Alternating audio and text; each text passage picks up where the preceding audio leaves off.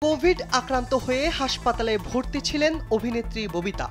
ঢাকায় একটি বেসরকারি হাসপাতালে চিকিৎসাধীন ছিলেন তিনি। পরে করোনা নেগেটিভ হয় তার।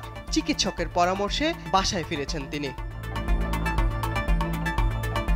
করোনায় আক্রান্ত হয়ে হাসপাতালে অভিনেত্রীর চিকিৎসাধীন থাকার খবর শনিবার গণমাধ্যমকে জানান ববিতার ছোট বোন অভিনয় শিল্পী চম্পা। তিনি জানান, আপাতত সুস্থ আছেন ববিতা, তবে শারীরিক দুর্বলতা পুরোপুরি কাটিয়ে উঠতে পারেননি অভিনেত্রী। এর আগেও একবার করোনায় আক্রান্ত হয়েছিলেন ববিতা।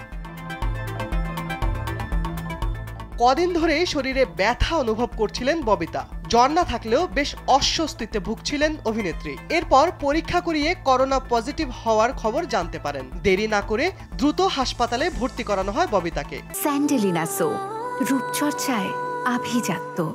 18 জুলাই অভিনেত্রীকে ঢাকার একটি বেসরকারি হাসপাতালে ভর্তি করানো হয়। শিবলি আহমেদ, কালবেলা।